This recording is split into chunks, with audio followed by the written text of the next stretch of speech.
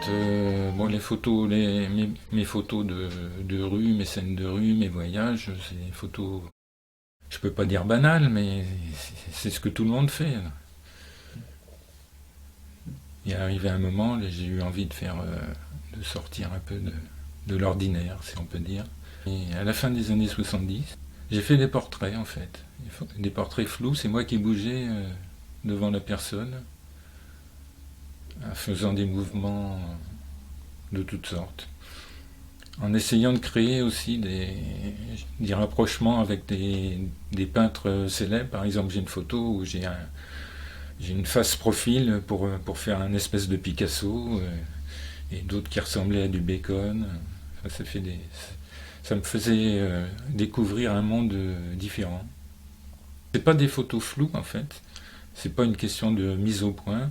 Parce qu'il faut, pour que la photo soit bonne, il faut que la mise au point soit bonne aussi. Même avec le mouvement.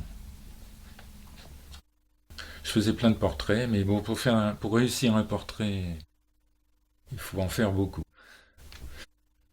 Donc des fois, je faisais une pellicule, ça me plaisait pas, j'en faisais une autre, et puis 6 mois après, je recommençais et j'avais la bonne. Faut, faut être patient. Je suis allé aux rencontres d'Arles. J'ai vu un monsieur barbu dans un coin, et j'ai montré, mais en fait, on avait fait un reportage l'année d'avant, et on avait fait un petit livre. Et le petit livre se terminait j'avais 2 photos floues que j'avais fait au 14 juillet d'Arles l'année d'avant. Et bon, je présente ces photos, il regarde toutes, il arrive aux 2 dernières, il pointe son doigt, il dit ces deux-là m'intéressent. C'était Raymond Vialon de la galerie Vrai Rêve. Il est sorti son travail sur le mouvement.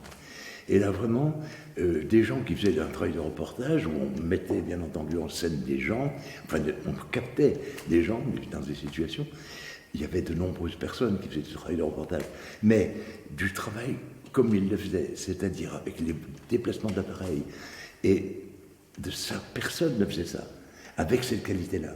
Il avait cette qualité de pouvoir imaginer ce qu'il allait obtenir avec un détail, un élément, un mouvement, et hop, ça y est, il allait il trouvait la chorégraphie nécessaire pour pouvoir obtenir ce qu'il voulait obtenir en photo. Donc je faisais des flous de portraits, mais de temps en temps, je faisais des choses abstraites. J'ai travaillé beaucoup sur les arbres aussi, mais tout ça en mouvement, hein. Et des objets, toutes sortes d'objets.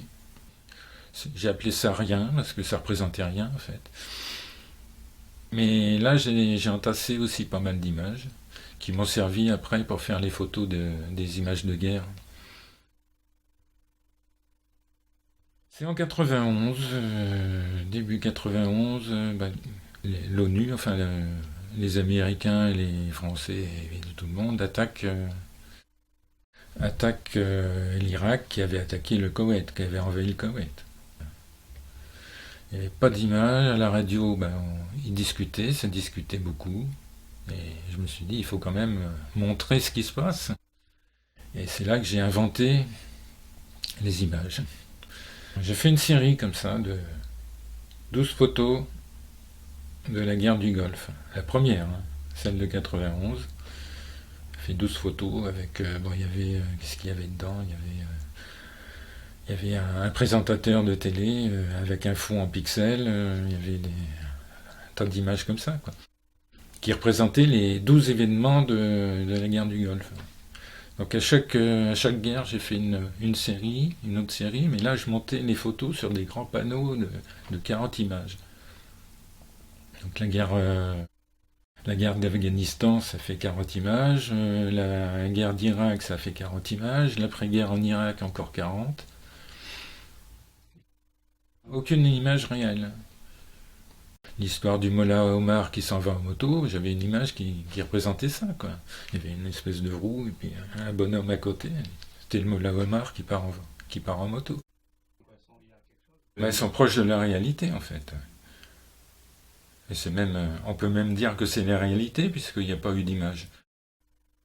Les formulations qu'il pouvait avoir dans ses titres, qui étaient des choses qui nous ramenaient.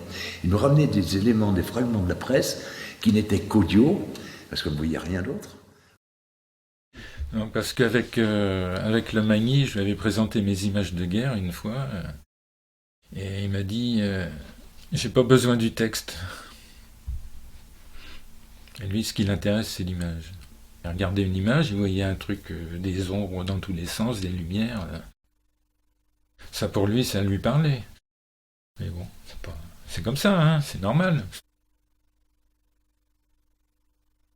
Il a toujours soutenu ce que je faisais, là, oui. Après, il a pris 2 photos dans une expo à l'ABN qui s'appelait. Et c'est vrai qu'on est quand même dans une période, depuis pas mal d'années, ça fait 20 ans, hein, qu'on est dans le monde du documentaire, alors que nous sommes dans les mondes du documenteur. Docu-menteur. Nous sommes des menteurs. Bon, pour nous, la photographie est un artefact qui ne traîne que des choses qui peuvent être manipulées complètement. Bon, après, j'allais tous les ans aux rencontres d'Arles et je montrais des dossiers, quoi. Ça marchait pas. Des fois, j'ai été pris. Là, c'est le hasard, là.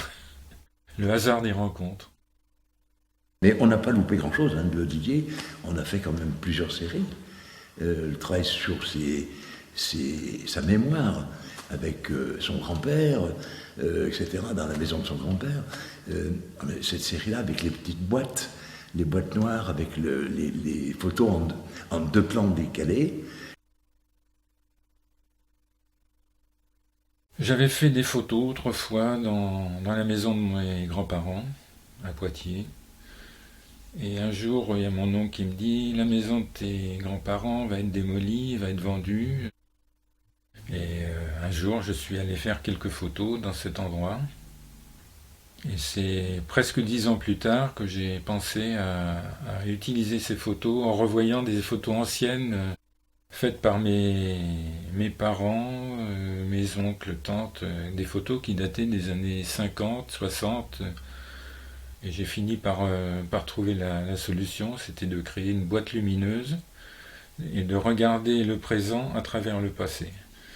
Ce qui fait qu'on avait 2 images l'une sur l'autre distantes de 5 cm. Et l'œil n'arrivait pas à accommoder. Il voyait l'image du fond ou l'image du dessus, et il faisait un va-et-vient permanent. C'était encore une histoire de mouvement. Les boîtes, elles ont été présentées dans la cave de la galerie Vrai Rêve, dans le noir, avec une petite lumière à l'intérieur. Je les ai exposées aussi à Paris,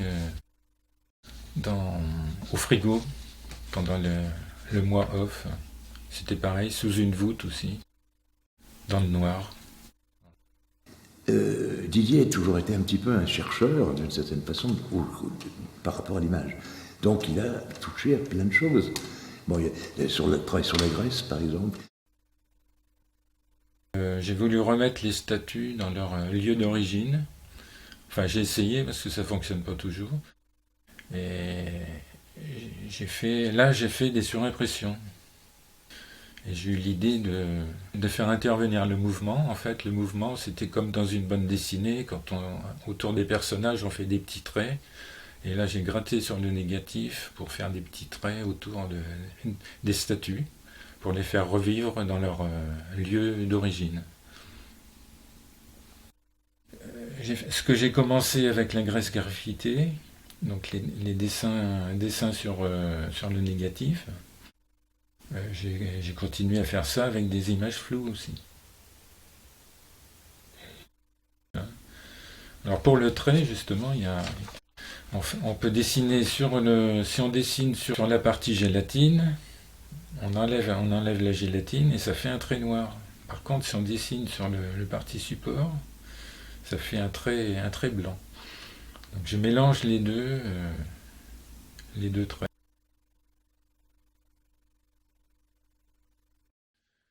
Et en Normandie, il y a beaucoup de vestiges du débarquement. Et je me suis mis à faire quelques casemates, les bunkers. C'est comme pour mes autres images, j'interviens dans l'image en fait. C'est ça qui m'intéresse. Là, j'ai un nouveau projet qui commence.